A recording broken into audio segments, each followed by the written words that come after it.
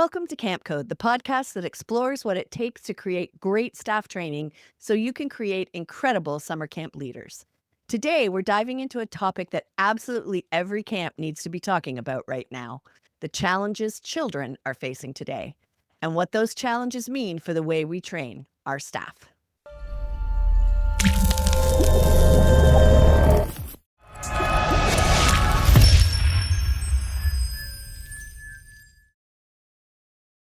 Running camp should be about people, not paperwork. UltraCamp helps you manage staff, registration, and communication in one place, so you spend less time on tasks and more on camp.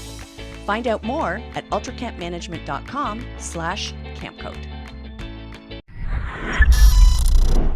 Welcome to Camp Code, a podcast brought to you by Go Camp Pro. This is season 12. Why so many seasons?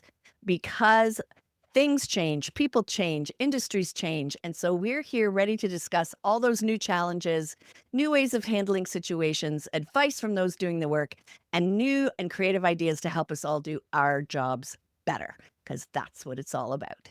So welcome everybody to another episode of Camp Code. We are super duper excited for this episode because we get to chat once again with one of our favorite people, Ruby Compton. We are so thrilled to have you back and have a chance to catch up. But as always, before we begin with our discussion, we'll introduce ourselves. Gabrielle. Hey, everybody. My name is Gab, so my pronouns are she, her, elle, and I am one of the camp directors of Camp Borough. Camp Borough is an all-girls camp and gender minorities camp, and we try to create a positive environment. We do that in French and English. Thank you, Ruby. I'm Ruby Compton. I'm the Chief Exploration Officer of Ruby Outdoors. I run a training and support company for camps and outdoor programs, and I'm based in Western North Carolina in the heart of the Blue Ridge Mountains. Thank you. And I'm Beth Allison, co-owner of Camp Hacker and Go Camp Pro, coming to you from Woodstock, Ontario, Canada. My pronouns are she and her, and I'm a camp consultant and trainer and author who eats, sleeps, and drinks staff training. All right. So fun to have the old team back together. So here we go. This is one of those episodes where once you understand the realities facing young people, everything about what you need to offer in staff training will become a little bit clearer. It becomes easier to design, easier for staff to understand why certain things matter. And it becomes a whole lot easier for your team to respond to campers with patience, empathy, and confidence. So let's dig in. Let's discuss why this matters right now. Kids today are growing up in a world that looks nothing like the world many of us grew up in. And yet, too often, our staff training still assumes that campers show up with the same skill sets, the same social experiences, and the same emotional resilience that we had at their age. Spoiler alert, they don't. So if we want our staff to succeed, we need to train them for the actual kids who will walk into camp this year, not the kids we remember, not the kids staff assume are showing up, but the kids who will be right in front of them on day one. So let's look at what's really going on. So Ruby, what are some of the challenges kids are facing today, and what does that mean for staff training? One of the ones I want to bring forward that's a difference from when I was a kid, where if I'm going to start over. ATN, we just have a little bit of a coughing spell here. So All right, if you got can it. just edit that out, that would be great. Thank you.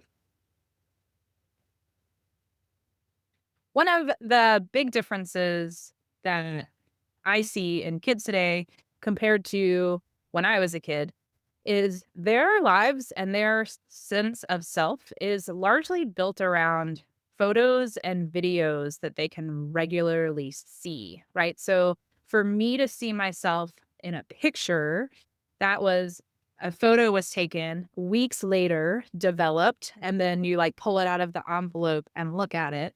Compare that to nowadays that you will see kids, who are in a photo and they're like, show me, see me, I want to see me, right? Like they get that kind of instant gratification, but also that instant feedback of that image of themselves. I was teaching a swim lesson the other day that a student was just being a little bit wiggly and squirrely as they are, right before the holidays.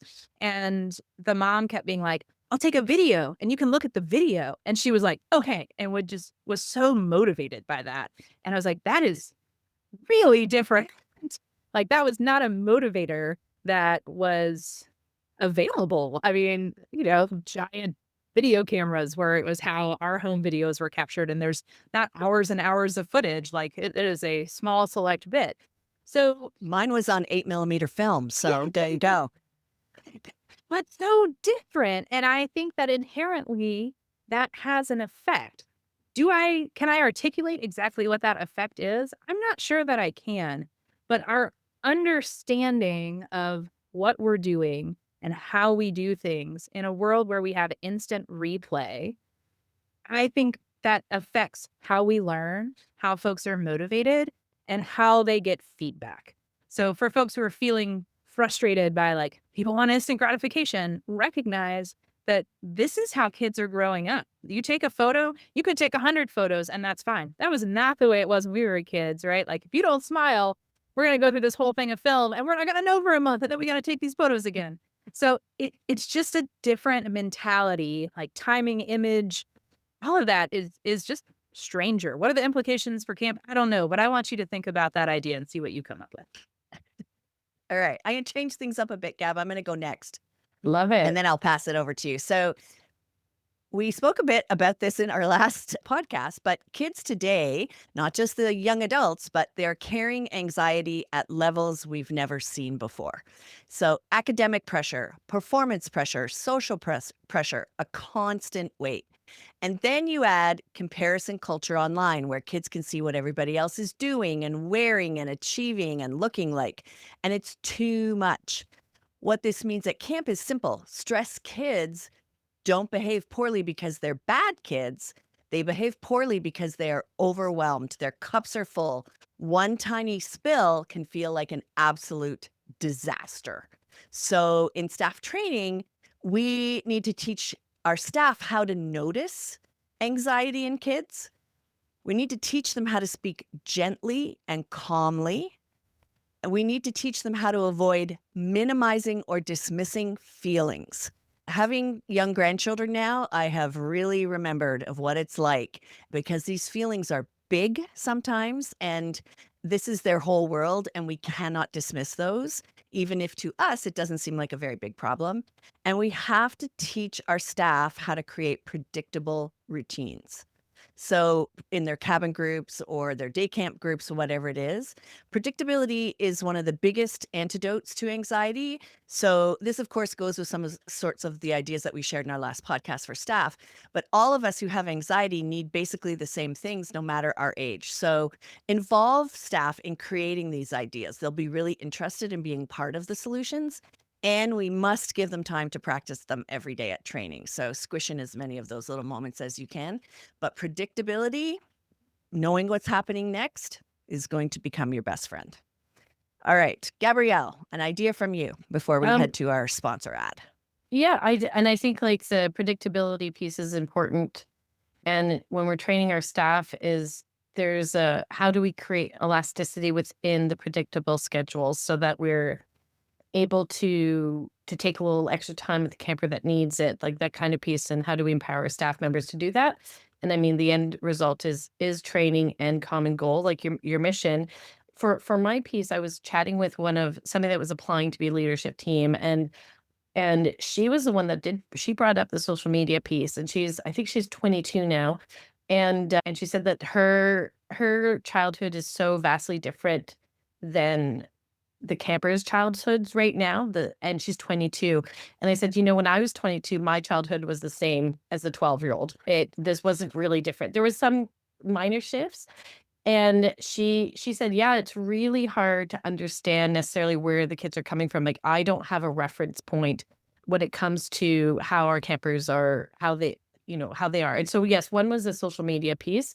And as you were mentioning, Beth, like comparison culture and Ruby with instant pics. But the other piece was aware of the world, whether your parents didn't really give you phones or, COVID provided a very clear, every single child knows about COVID. Every single child knows that people died.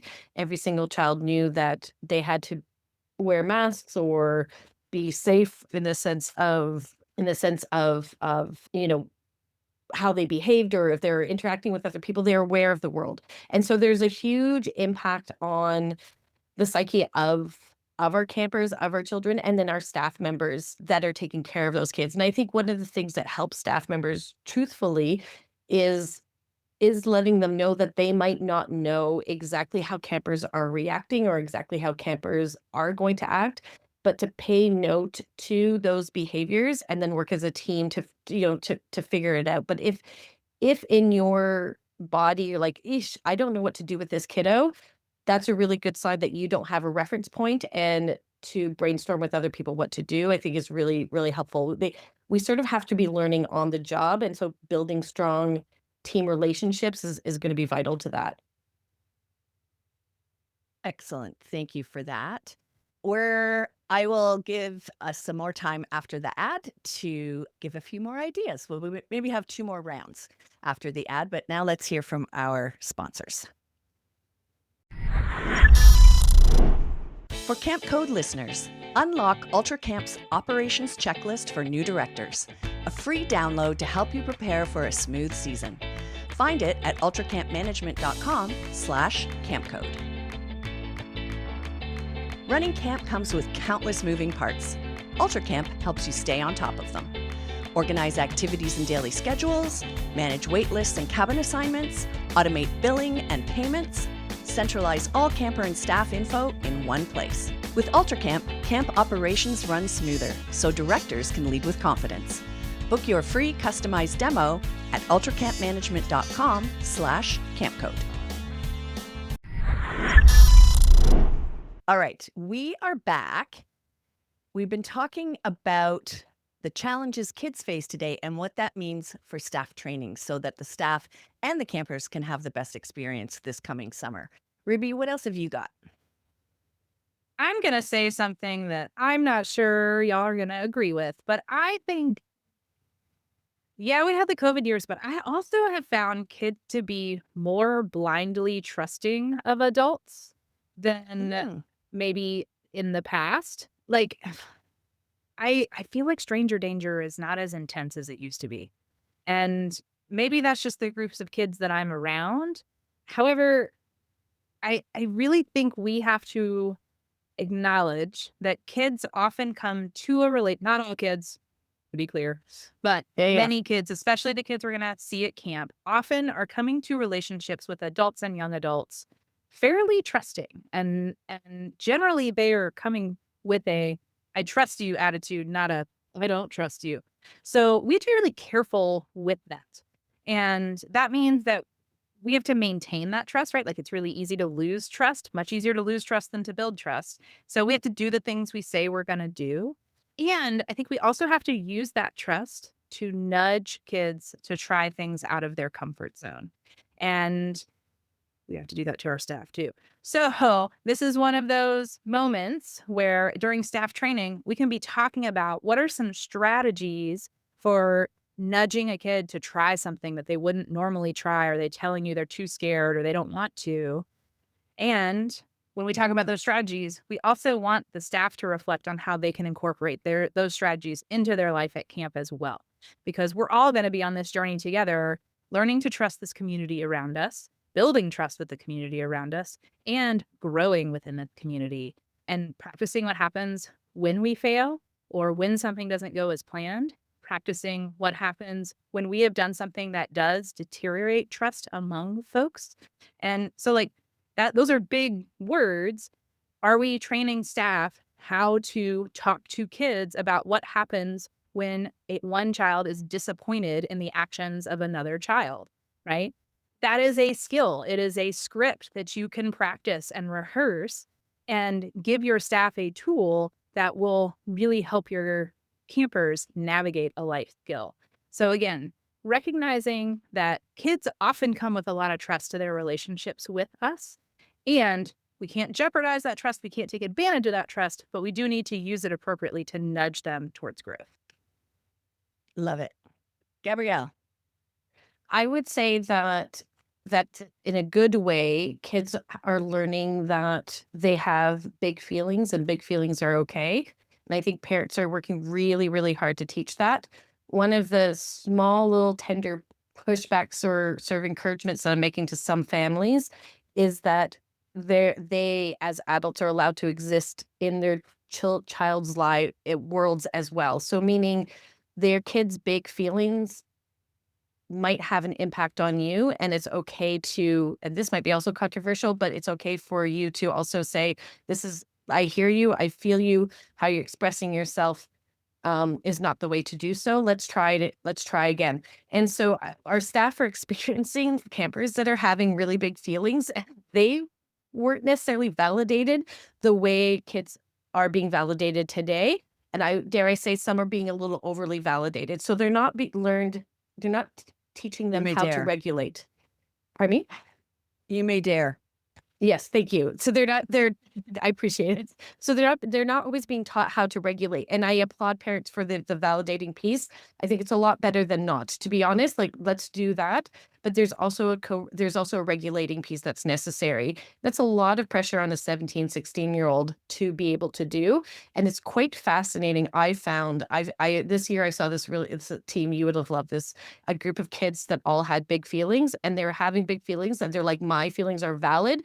But when another kid was like, my feelings are valid too, they didn't know what to do with it. So it was like a penguin of like bumping into each other of feelings, like just with tiny feet, like, bump, I'm valid. And then they're like, well, I'm valid too. And they're like, oh, wait, I don't know what to do. What's the next step, you know?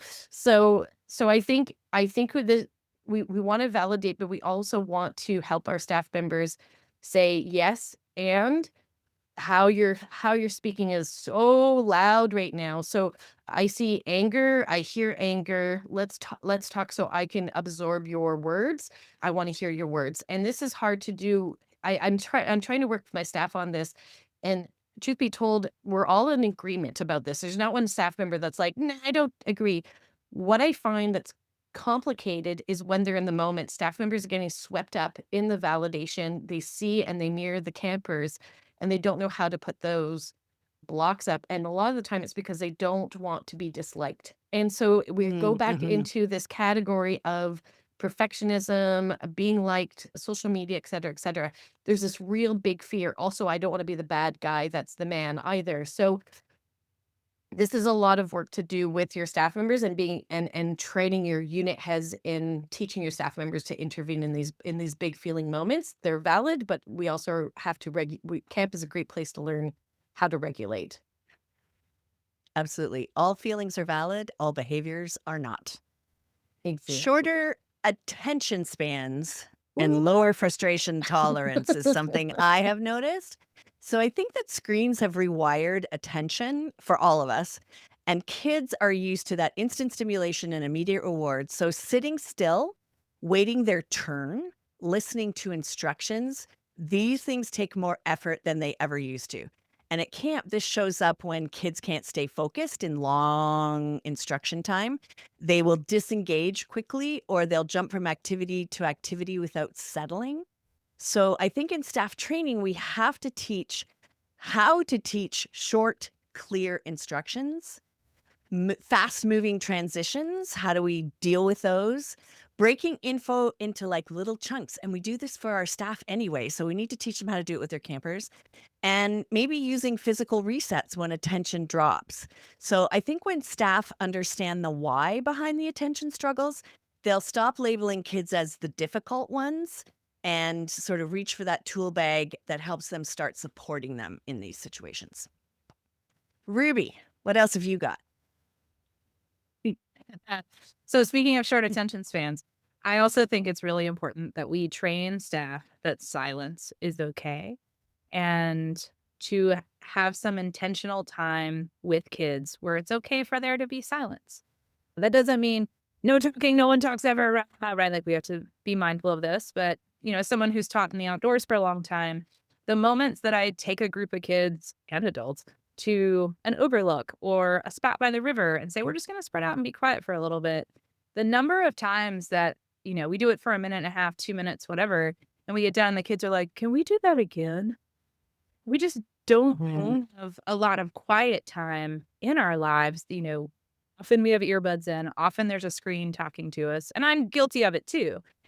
And it is such a nervous system reset to have those quiet moments because we especially our young adults, probably have podcasts, YouTube videos, whatever, kind of playing constantly, how helping them learn how to sit in silence and just be with their campers, with their fellow staff.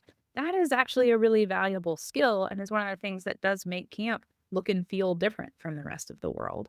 And so what that might look like, I would talk to your counselors about when are some opportunities for quiet that we can encourage. What are realistic expectations of quiet with the age groups you're working with? And, quiet does not necessarily mean no noises at all. It just may mean no noises with our mouths and our voices. But there's often going to be shuffling and getting the water bottle and dropping the metal water bottle. And, that stuff's going to happen. You have to have some patience for it. I think it's also teaching kids and our young adults, our staff, that it's okay for there to be silence in conversations. And that I heard this at the conference last week that someone knows we are listening by how many questions we ask it as follow-ups, right? And so it's Mm. okay to not be instantly ready with a response because that means I wasn't actually listening to what you were saying. I was thinking about what my response was going to be. And when someone says something to me and I take a moment and go, oh, hmm, and then respond with a question actually feels a little more like I'm absorbing that language. So incorporating more silence into camp and understanding how silence can actually make connections feel bigger sometimes. Love that. I love that. And you're right, camp is a great place to be able to learn that skill. Gabrielle. I also love that too. Can I have a follow-up question, Ruby, to that? Yes. I think the onboarding piece is really great. I think the part that sometimes I struggle with a camp director in communicating this to my staff is that sometimes when my staff is quiet, they're actually disconnected from their group. They're just in their own world or they're reading their book or and in their minds they're like, yeah, be quiet. I'm providing quiet. And there's like, well, you're not actually creating space for quiet. You're actually separating yourself from the group. How do you help a camp director, a lonely little camp director like myself, on how to communicate the difference between the two? Yeah, I wonder about, is there a visual way to do that? So can you Ooh. look at photos from that maybe have happened at camp or, that you can find on the internet or whatever of, is it the kids playing soccer and the staff member sitting on the side reading the book? And then the kids all sitting, at a grassy knoll and one's reading a book and one's drawing and writing. And it's like, okay, what's the difference in the quiet here, right? Which one feels more intentional? Which one feels Mm, more useful and connected, right? I think that's the first place I I would love start that. is can we look at a visual and discuss it? I've said this on the podcast I know before, but the idea of like supervision, but like you're the mom reading a book at the beach, right? Where like you're supervising, but you're also reading your book, but you're also watching your kid in Yeah. the water, And yeah, like I could see people being like, "No, that's not how you should watch the water." And other people being like, Mhm. "No, but that is absolutely how I watch the water." So, it's Yeah. different from staring at your phone screen. And how is the silence of a room when everyone's looking at their phone screens versus everyone sitting in a room and having silence while they're reading a book? Interesting. I love that. And I think it is I do think it's the phone screen mentality. I think sometimes when we're taking time to ourselves, we're shutting down we're disassociating from what's happening around us. And I think that's become a very strong habit in all of us that have phones that are smartphones, is the disassociating. So I think I love the picture idea. I love all of that. Yes, I do have one more, Beth. Mine is Yeah, called great. What the Check. And What the Check is like what the heck, but with camper at the front. So meaning you have what the check moments that happen today, which is be that you have that you do with your staff every single day. So with either a section head or a lead counselor, where you ask every single staff member to just say what the check, and they say what the check. Ruby today, she's always very excited, but then she just wasn't at all. And we tried to connect with her. We don't know. So what the check with her? And it's a way for counselors, instead of saying, is there any issues? Is there anything da da da? No, you need to pick a camper that you're either having a hard time connecting with, or they're having a hard time connecting with others, or they're not connecting with camp. The C really represents connections, and you're doing a what the check on your campers, and you're providing that space. And every single staff member does need to bring up one camper that they might be slightly concerned about, but the 3 points is the camper self, camper connecting to others, camper connecting to camp, that they're noticing that there's a lack of connection, and we want to check in. Great. My final one would be loneliness and disconnection. And this one breaks my heart because even surrounded by people, this generation of kids reports record levels of loneliness. Online interaction has replaced in person connection for many kids. And while it feels social, it does not meet the brain's need for real human belonging. So at camp, this means many campers arrive with low confidence, uncertainty about making friends, fear of rejection, and a deep craving for belonging. Staff training has to emphasize proactive inclusion. Counselors need skills in noticing who is being left out, tools for pulling kids in gently, and strategies for making every child feel seen. I always used to tell my staff, your goal is that no camper goes to bed or goes home if it's a day camp feeling invisible. So I think that that's something we need to really work on. Gabrielle, are you ready for the recap? Recap. All right, y'all. This is fun. I'm excited about this one. There's so much we could have talked about more, and would love to hear from our audience if there's any specific topics. But for the moment, y'all, listen to this. Campers are having a little bit of a rough time. That's okay. Here's some of the reasons. There's culture comparison. I love that from Beth. There big feelings are happening, but sometimes regulation isn't happening. And social media in the instantness of being present, being observed, et cetera, et cetera. Also the state of the world. They're aware of the world, and that's a little much. Sometimes we don't want them to know, but we don't have a choice. They're part of it, and there we go. So what are some things that we can do to help support our staff members who are going to be supporting our campers? Build trust to try. We want campers to try things. We want to teach staff how to do that. One of those ways we can do that is by building language when failing happens, and as well as encouraging. Also, predictable routines with elasticity of support within those routines. Big feelings are okay, but regulation is important. So helping our staff members set boundaries, but caring, kind boundaries with those campers, and making sure we have supervision present so we can teach it during staff training, but reinforce it during camp.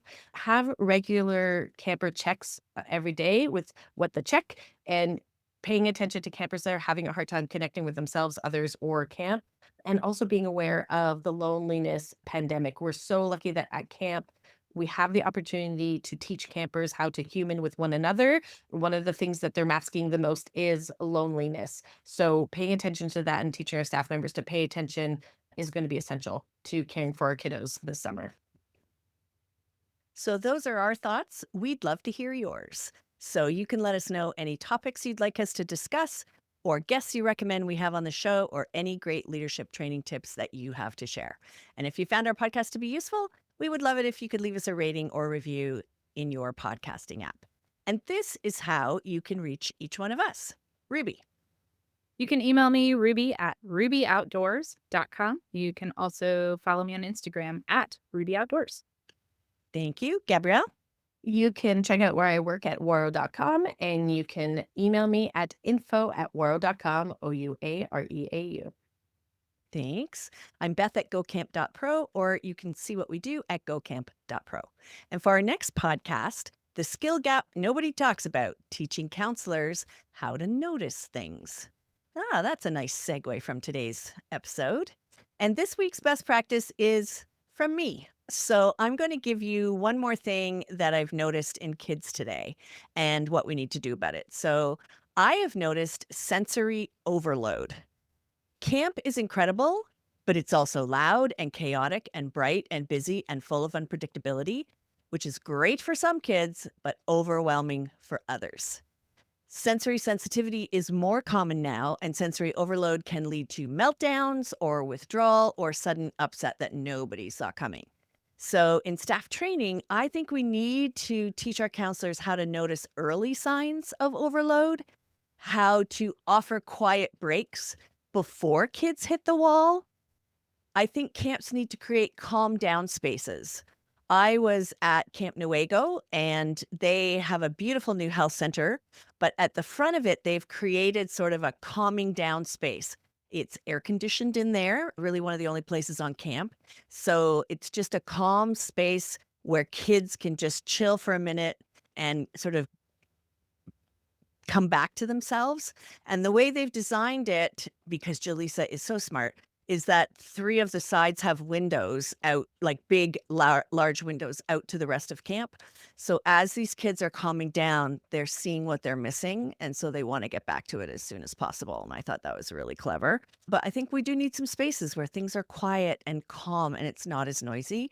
And we need to understand that sensory needs are real, they're not just misbehavior. So I think that that's really important. So when staff understands the kids in their care, their patience grows, their confidence grows, their impact grows, and camp becomes a transformative place for every child. And the kids coming to camp this summer are not coming in with the same skill sets as past generations, and it's not their fault. They're not broken, they're overwhelmed. They're growing up in a world that asks so much of them and gives so little space for exploration, for failure, for emotional rest. Camp can change that, but only if our staff are prepared. So when we train counselors to understand today's kids, we need to give them the tools to make camp safer, kinder, more supportive, and more meaningful. Then we give them the confidence to lead, and we give kids the gift of being seen and understood. And that, my friends, of course, is the heart of great staff training. So that wraps up another episode. Camp Code is part of the Go Camp Pro podcast network, and you can check out all our other podcasts at gocamp.pro/podcasts. A very special thank you to Ruby Compton for being here with us. We are so glad to have you back, and we hope you will join us every opportunity you can get. And to everybody else, thanks so much for joining us today. And thanks for listening, friends.